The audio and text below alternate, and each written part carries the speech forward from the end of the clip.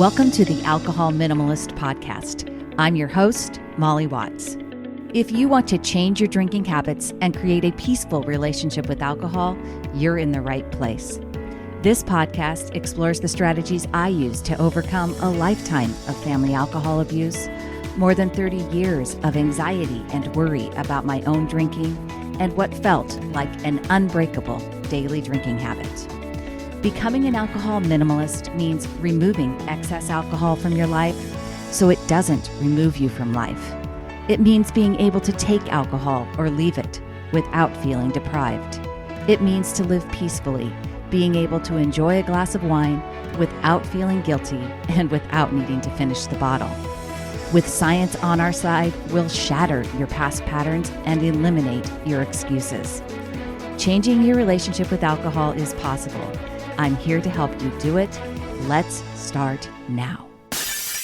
Well, hello and welcome or welcome back to the Alcohol Minimalist podcast.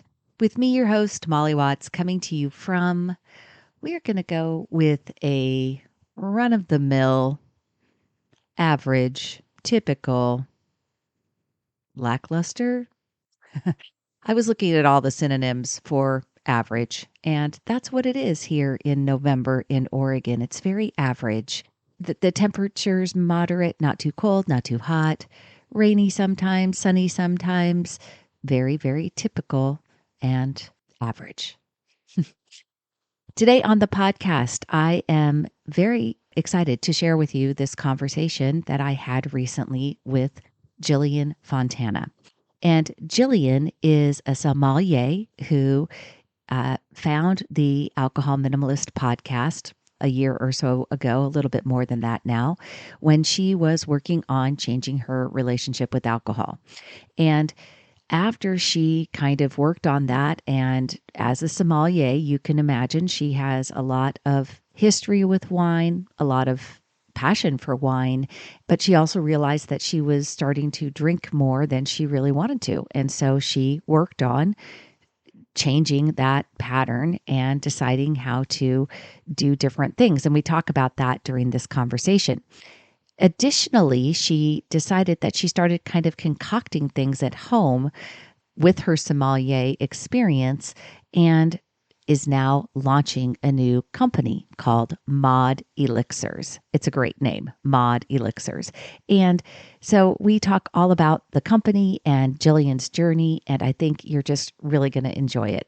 Here is my conversation with Jillian Fontana.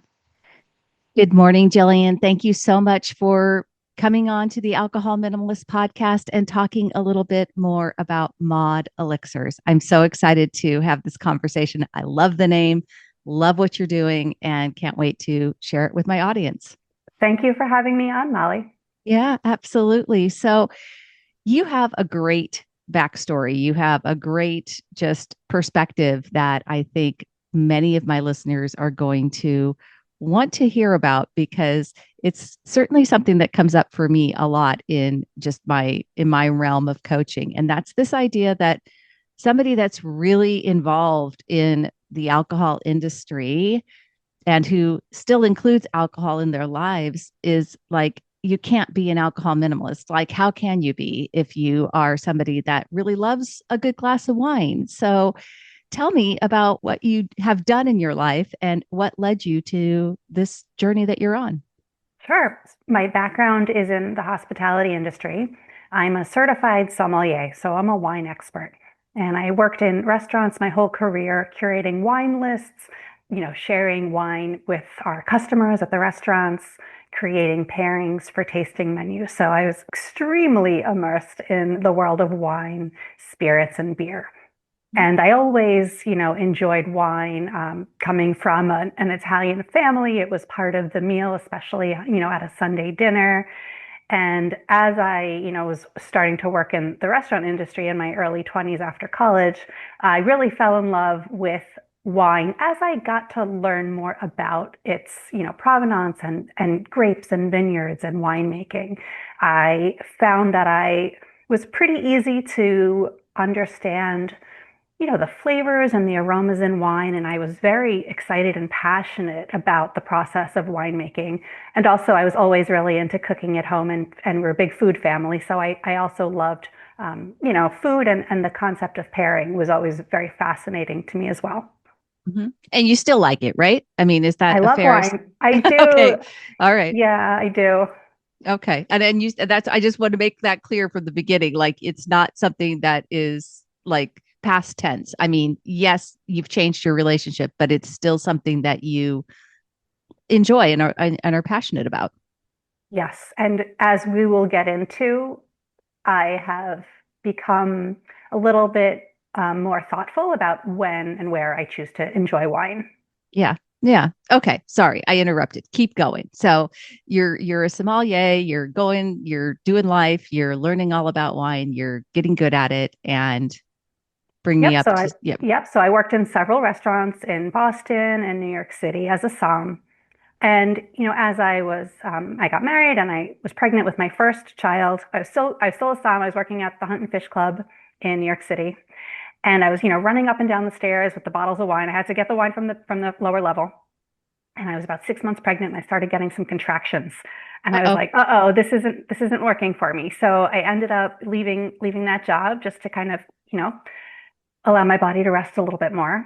And I stayed at home for a couple of years with my two kids, and I started doing wine tastings privately. So I ended up moving to Connecticut, and I started a wine tasting and wine events business. And I would do private and some corporate events and some functions. And I had a blast doing that. It was a great way to, not be right in the restaurant industry, which is a little bit tough when you have young children and you want to be home at night and on the Yeah. weekends and on holidays, right? So I had a sort of a perfect blend of working when I wanted to and sharing my passion with people. But I felt that because I was so steeped in wine, it was always around me, and the stresses of having young kids at home, I was reaching for wine way more often than I wanted to, including during the week, at that like kind of dinner time point where everything comes to a head. Kids are doing their homework, you're trying to get dinner ready. My husband travels a lot for work, so many nights I'm on my own, as I'm sure many, many people are. And it was like, all right, glass of wine, just gonna like chill me out a little. And it really didn't serve me. I felt that, not having a bottle of it, but just even having a couple glasses more frequently than I wanted to, it would affect my sleep. It would make me not want to wake up earlier. I always had Hmm. this goal, like, you got to get up before the kids. And sometimes it was hard for me to get up before the kids. I was like, they were waking me up. And then it was sort of like a mad dash in the morning. And I did not like that. So I was like, all right, you know what? This isn't serving me. And I really need to cut back. And I found it challenging to cut back. So like I had this desire and this goal, and I was Hmm. like, I kept kind of going back on it. And Hmm. so finally, I was like, you know what? I really got to figure this out. So about a year ago, I was really thinking, okay, why am I actually doing this? And the cause was obviously stress. I figured that out. So I started experimenting with some herbs and some sort of natural things that would just sort of relax me and bring down the anxiety a little bit. And so I did find that having some herbal teas during the day would relax me. I also started meditating just a few minutes in the mornings. I found that really helped a lot. But there would be a point where I was like, all right, let me actually try the non-alcoholic drinks. And I did. I was trying a lot of those. And even you could see on my Instagram, I was doing some reviews on non-alcoholic drinks like the mocktails. Hmm. And some of them were all right. A lot of them I didn't like, but I was having trouble finding things that I really love to drink. And so I was like, well, I'm a somm. I love to cook. I love to concoct. Let me just see what I can make at home. And so that is where Mod Elixirs started in the house, me just realizing that having something delicious to drink at those crunch times Hmm. that was not alcoholic was really helping me. And then I was Hmm. still able to have a glass of wine maybe on the weekends or if I was having a nice meal. And that is how I began to really moderate and like take a step back and take control of my life with regards to alcohol. Now I'm just going to plug this right here because you keep using the verbiage no longer served me, which sounds kind of familiar to me, a habit that no longer serves me. So I know when you and I first connected, you also said you actually probably right around the time that you started the meditation and looking for the herbs because you were foraging, you also found the Alcohol Minimalist podcast and you were Yes. listening. And so, yeah, so you were, so and I say that all the time. It's tactical, but I also realized like you started to change your own narrative in your head around what, how, and when you wanted to include alcohol. And I think that's so important. One of the things that I love about when you start freeing up time in the evening that you typically would have had a couple of glasses of wine. And I don't know about you, but most people like, it's like, yeah, you relax and then you like make dinner and then you really don't want to do a whole lot else, right? Oh, You got yeah, either, right? absolutely. You're just like in the couch. And so being able to turn your attention and your creativity into a whole new product, which is kind of fun and kind of cool and pretty exciting. Yeah, well, your podcast allowed me to realize, first of all, there's like so many other people kind of in my position. Yeah. And then you bring in like factual information, which was not anything for me, it was just like this internal battle and it was just me against myself. And then you made me Mm-hmm. realize, well, there's data that we can look at. There's lots of other people in the situation, and it is possible, maybe not for every person, but it's possible to sort of moderate and have a normal and healthy relationship with this substance that we love so much. Mm-hmm. Well, So, yeah. I love that. And like I said, no, I just wanted to say it because I keep hearing you say the things like and talking about your sleep and like you obviously like picked up on some of that science and used it in your own journey. And I think that's really important too. Okay, you are on this journey. It also sounds like you kind of this simultaneously, at least when when you and I first connected, you shared with me you you had an interest in exploring herbs like foraging looking for things naturally around you, which was kind of also a new uh maybe a new hobby or a new interest for you, which I think too is something that often people find like it's like you kind of pair the timing, right? It's like you got really interested in doing that as well, which helps, right? When you have somewhere else to direct your attention. It really did.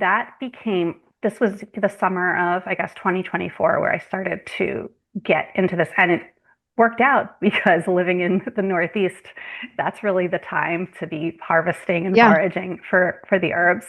I had the best time doing this. I would buy a few books on herbalism, so I would learn like which herbs would work and how to process them. So sometimes you could just use the herb fresh. Sometimes you would I do have happen to have a dehydrator, which was in my bridal registry Nice. because I like to do things like that. So I would dehydrate some of the herbs, use them in a tea. I would make them into oils, and I learned how to do that. And I would also make tinctures, which are alcohol Hmm. based. And you just do a few drops of those, and those are very potent because alcohol really does a great job of drawing out the medicinal compounds and herbs. So I played so much with that, and that became a passion, a sub Hmm. passion, right? So it kind of was something that kept me going and kept me engaged and excited. And definitely having that was, I guess, like kind of a distraction, but it was just something that I was really energized about. And I was able to also bring my kids into that because it was over the summer. And so I'd be like, hey guys, let's find the self heal or, the red clover or whatever we were able to find Yeah. locally. And the kids, bring the kids in. And it was like, what's better than this? We're just like out in the woods Yeah. hunting around I for love herbs. that. I mean, as far as it being a distraction, I always, when I talk with my clients, I always tell people it's like, you know, in the beginning, when we are trying to impact habit change and behavior change is hard for the brain. The brain doesn't like to change. It likes to stay right where it is. It likes to just be as efficient as possible. And when we've developed a habit pattern around something that our brains believe is the solution for stress and anxiety, like we believe alcohol is what's going to help us relax. It's a process to get it to change that narrative. And having a distraction or having a new interest, a new place to funnel energy is actually just really smart, right? And it doesn't mean that you're going to, and especially if it's a healthy thing, right? It's like, why not? That is actually a really good strategy. And so, And like I said, and sometimes it just happens organically, which is what it kind of did for you. You weren't thinking about it in that way, but the timing and everything else just sort of helped because it just makes it easier for the brain to do what we're trying to get to, which is to disconnect the story and the narrative of I need this drink to help me relax and unwind. And it's like, no, actually, I have really better answers for that. I found herbs and herbal teas that help me do that throughout the day. I found meditation. I found spending time outside with my kids, right? These are all really great answers. And so it just, like I said, I think it all supported your prefrontal cortex's idea and decisions to change your relationship with alcohol. Absolutely. I think it was very helpful. It wasn't intentional and it did come about organically. Um, which nice use of the Yeah, word organic exactly. in this Right. scenario because it literally Yeah. was. But yeah, and it kind of pushed me along. So, but yeah, so I'd love to share about kind of how these Yeah. drinks Please. came to be. So, as a som, I'm quite obsessed about flavor complexity, like depth of flavor, right? Having a drink that's more than just superficial, like juice or something. So, and I'm also an apple cider vinegar drinker, so I always put a little bit in my water every day. I've been doing that for years, and it just like gives a little flavor boost for me personally. I enjoy it. So I did start with the idea of, what makes a great cocktail? What makes a great glass of wine? First of all, you need some acidity, especially in wine. A little bit of sweetness typically to balance, although obviously we don't want anything super sweet. And then, you know, the apple cider vinegar itself is an extremely complex flavor profile because it's fermented. So anything fermented will be complex on its own. Of course, we all know the benefits of apple cider vinegar. Then the sweetener that I chose to use was honey. So we're using all honey, no other sugars. And honey is also an extremely complex product as well, due to how it's made by the bees and, Different flowers, the nectar and all that. different flowers, different flavors, right? Yeah, it's Yeah. extremely complex. So those two things on their Hmm. own, you're getting a depth of flavor that you're not going to be able to mimic at many other places. And from there, I said, okay, let's create like well, I basically made what I liked, but they did tend to fall into three natural sort of flavor profiles. So the lighter, fresher flavor profile is called Radiate, and that's a citrus flavor. So it's lime, orange. I used pink peppercorn, which gives a little bit of heat. But what's awesome about pink peppercorn, it has such an interesting aroma to it. It has a little bit of fruitiness, it has a little bit of earthiness, it has this spice. It's like very hard to describe verbally, but it's great. So lime, pink peppercorn, and then I also use the herb Damiana. Damiana was one of the main ones I was using for myself during that time. And it's really an herb for kind of mood enhancement and upliftment. So we've included Damiana, and it's a yellow flower from the subtropical regions. The next flavor is called the elders, and that's elderberry and elderflower. There's also some ginger and lemon in there, and that we all know how wonderful elderberry is for your immune system. And it just gives that punchy, fruity flavor that sometimes you want something a little bit fruity, but it has an elegance to it because of the elderflower in the background. A little bit of heat and interest from the ginger, and then brightening flavors from the Hmm. lemon. And the last flavor is called ponder. So this is the thinking flavor. And this has the addition of balsamic vinegar as well. And there's spices, warm spices, and a little bit of vanilla. And it's sort of that kind of goes on, and you can really think and analyze this one. And so these are going to be served in a 500 milliliter bottle, a glass bottle. And all you do is you pour about an ounce, 2 ounces over ice. You add some sparkling water, and that's it. It's ready to go. Hmm. And of course, you can take it as far as you want. Whether you're mixing it with a spirit that day, say you're just going to have a drink or two on a Saturday, a lot of each of the flavors kind of tends to work well with different types of spirits, or you can use your favorite NA spirit. Obviously, there's so many on the market, and so they're designed to be extremely flexible. And one of the things I really enjoy is, say I want to have ponder that day, so that's the more spiced flavor. It works really well with things like rum, bourbon, whiskey. I was a big bourbon drinker. I don't drink it quite as much. It's quite strong these days. Hmm. But you can have it with a little splash of whiskey if you want, but then you can have it with your non-alc spirit, or you can just have it with the seltzer.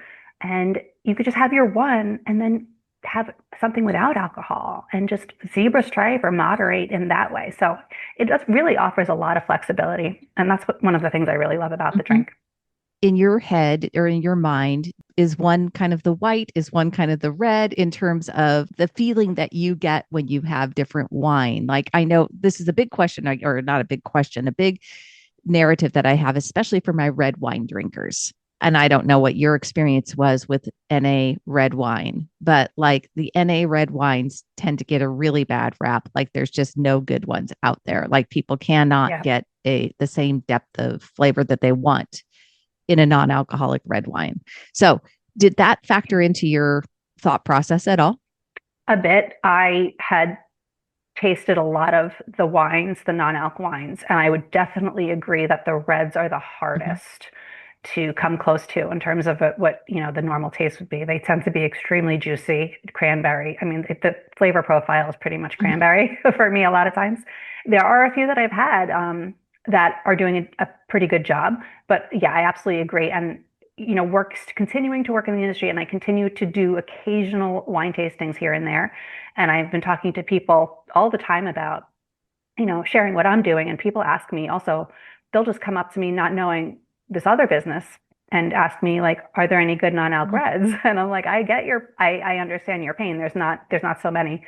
So, in my creation, I wasn't super focused on this is going to be your white wine equivalent, this is going to be your red wine equivalent, because they're really not. But I would say, the lime flavor, that's your light and fresh flavor, Mm-hmm. light, high acidity, high freshness. Yes, that in that way, it is similar to a white wine. And then I would say really probably the elders because that has the dark berry flavor profile that people enjoy in red wines. So, many of the descriptors of a red wine would be raspberry, strawberry, blackberry, blueberry, even cranberry occasionally. And so, yeah, this elderberry juice that we Mm-hmm. use has a beautiful red bright flavor profile. And while it doesn't taste just like red wine, it's the same feeling that you Mm-hmm. get. So, and then there's ginger in there. So that brings a little bit of heat, which kind of mimics the heat of alcohol a little bit. So, and then I would say that, the ponder flavor is much darker. That I wouldn't really liken to any wine except for something like a Mm-hmm. Madeira or a Marsala or something that has an aged cooked quality to Okay. it. All right. I was just curious. Would you liken them more to like a non-alcoholic bitters, or is it more like, More like a cocktail. okay, all right. Yeah, it's more cocktaily because it really takes the idea of balance of like acidity, a hint of sweetness, and because each drink has several different ingredients in it, it's more to me more like a cocktail or mocktail is the word. Or the fancier you go, zero proof cocktail is Yeah, also, yeah. on all the menus in the fancy places these days, which I love. Yeah, I love that term being used. yeah, absolutely. Hey, it's Molly, here to talk to you about Sunnyside. If you've listened to this show for any length of time, you know that Sunnyside is my number one recommendation for drinking apps that help you change your relationship with alcohol. I've been a Sunnyside partner for more than 3 years now. And one of the key reasons that I chose Sunnyside to be my app of choice is that they are really focused on continuous improvement, just like me. And for you, it is continuous improvement of the app in terms of how the customer is experiencing it. They've completely redesigned the progress tab from the ground up, which makes it easier for you to see your progress over time. They've introduced mini infographics to help you better see the big picture of drinks reduced and how dry days have added up since you joined Sunnyside. They have a dry day streak tracker now for those of you that are focused on taking a real extended break from drinking. And they intelligently surface trends in your data to highlight any positive things for you, and like a steady decrease in overall drinks over the course of time. These changes and these improvements are something that Sunnyside has continued to do ever since I started working with them. You can check it out over at sunnyside.co/Molly and get started on a 15-day free trial today. Okay, so let's talk a little bit about the name Mod Elixirs. I love the look of the website and kind of where that whole vibe came from. Sure, thank you. So Mod just came to me. I kind of went through a few names in the early days, and Mod was perfect because it symbolizes three things that are kind of like important to me. So one is moderation. It really stands for moderation. So that was obvious. Mod also means modern. Hmm. And this is a drink for the modern drinker. This is the person who appreciates a fine glass of wine or a really well-made cocktail and has maybe tried other things on the market that haven't really like kind of hit it for them. And here's something now that actually encompasses like all the complexity and all the depth of these other alcoholic drinks, but without the alcohol. And then the other little subtle one for me is like the 60s mod movement, Yeah. which I Yeah. I kind of always have loved. So we've brought that into the design a bit. So it has a little bit of a retro kind of throwback vibe to it, but also remaining, something that a sophisticated drinker would resonate with as well. Love it. Yeah. I before we get away from the drinks themselves here too far, I do want to ask a clarifying question because you mentioned sparkling water. Can they some of my folks do not like bubbles. Can we mix it with anything that's not bubbly? Yeah, anything would be fine. So just straight up water, it would be nice with just straight up water. Like I said, you could use a juice. I would just be thoughtful about what type of juice you're going to pair it with. You don't want anything too sweet. Maybe hot tea? Oh, so I haven't tried this. Hot tea. Let me think about it for a sec. I think it depends on the tea, and I think it depends on how you're doing it. So think about what tea. So if you're doing chamomile, Mhm. this is my som skills coming out. I So love it. I bet okay. that's why I'm curious. So, So chamomile, a natural pairing for the chamomile tea would be the radiate flavor, which is lime, pink peppercorn, and Damiana, right? So it already has the herb, the floral nature coming in, and then yeah. citrus. But give me another tea. Okay, I'll give you one. Uh-huh. So a black tea. I think a natural pairing for the black tea would be ponder because of like it already has like the vanilla. Think about even like Earl Grey has bergamot in it, right? So bergamot's a type of citrus fruit. Ponder actually does have orange in it as well, so that could be a natural pairing too. So yeah, I think it could work. Okay. All right. Just curious because sometimes again, like, in the winter hot, it might sound good. So I'm expanding the horizon here for Mod Elixirs.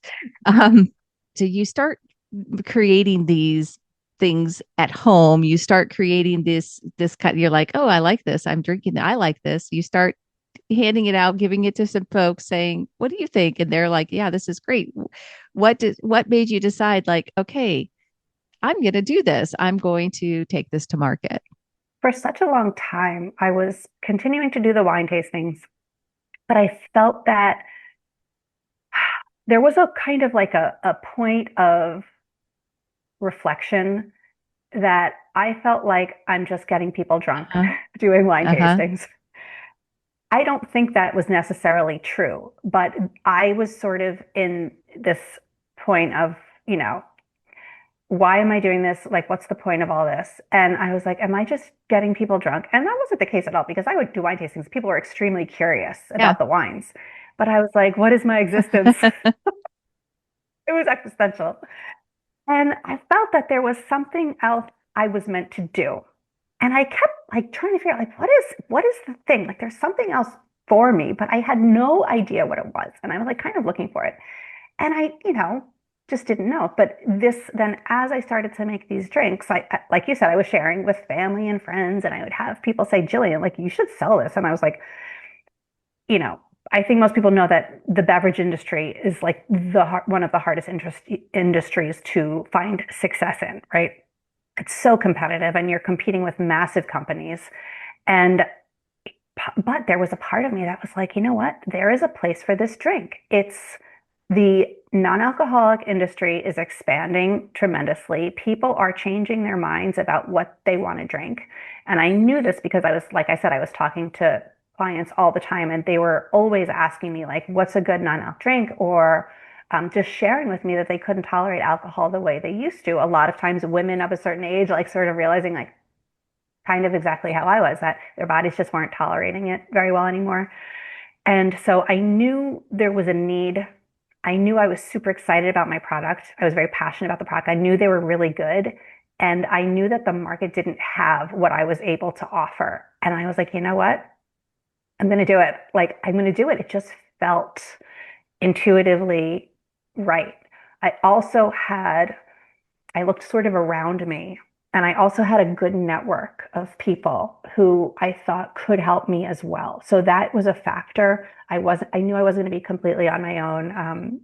So that also kind of gave me a little bit more like support and gumption to actually do Mhm. this. You decide, you start down the process. That's been going now for just about a year, maybe.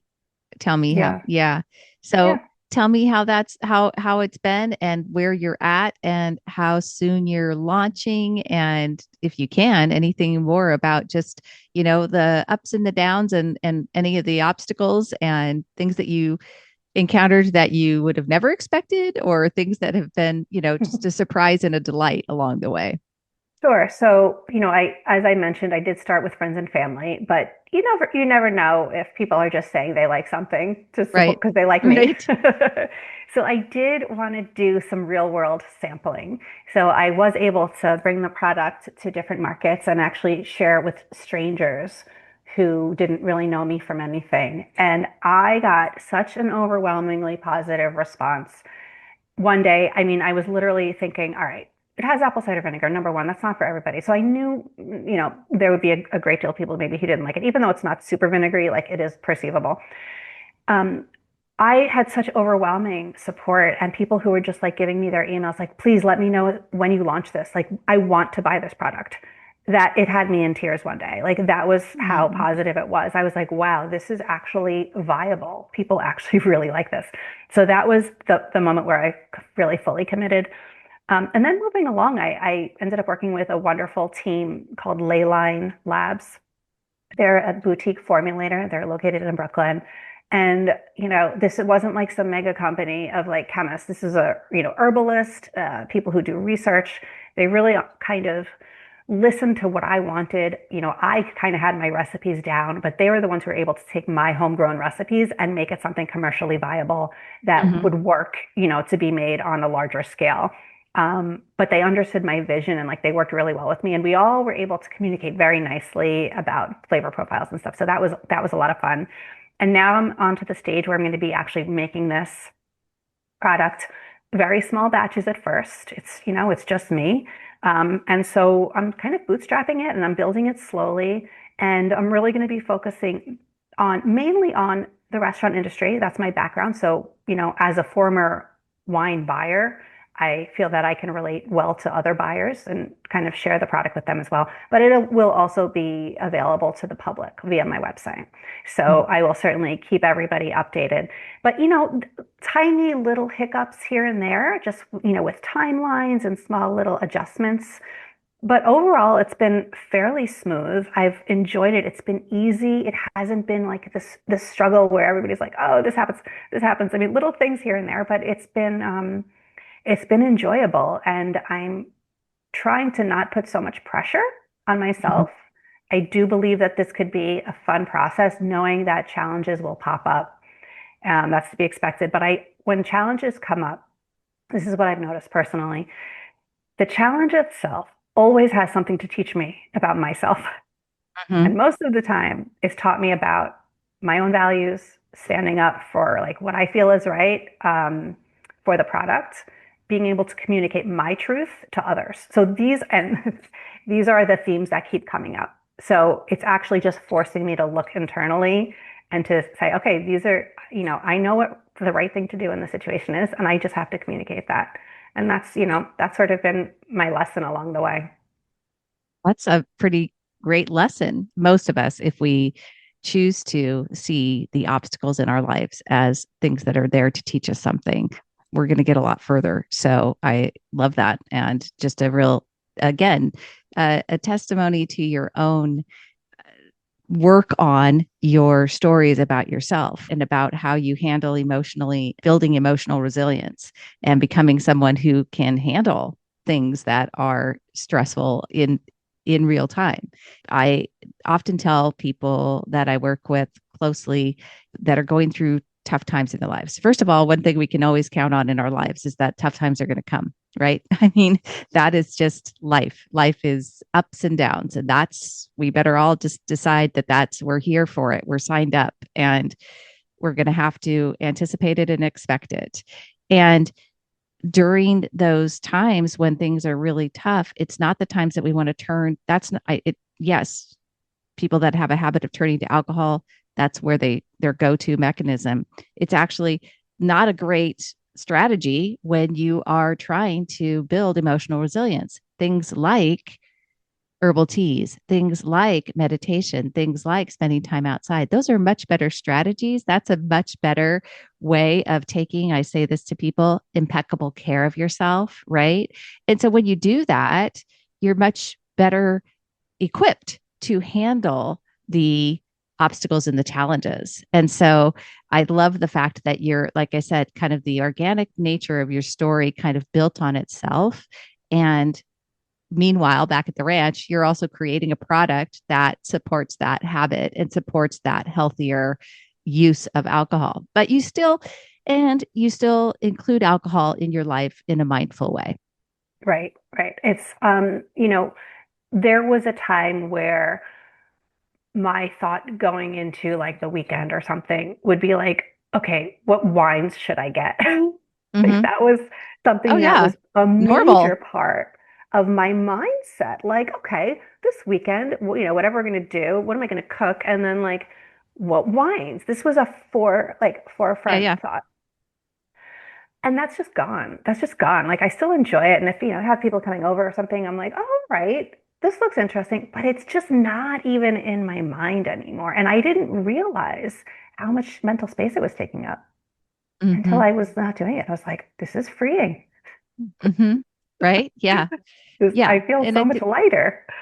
I think that's a really good way of when I say I have a peaceful relationship with alcohol. I often tell people that doesn't mean that I never think about alcohol. Actually, I think about it in the business or the world that I'm in these days. I think about it quite a bit, but I think about it in a totally different way. I don't think about it in just like you said, like in this planning ahead, desiring how am I going to get to the end of the week when I get to have the alcohol, right, which is the way Mhm. that yeah, I mean, for and on a daily basis it was always about like getting to have it as opposed to the rest of my life, right? And that's, I think, the where we want to have the where we don't want to have that yes, that taking up all that space in our thought processes. Definitely. And it's just so much more freeing, and I can focus on things that matter a bit more to me instead of Yeah. that. Yeah, like creating a whole new business around Yeah. around a non-alcoholic beverage.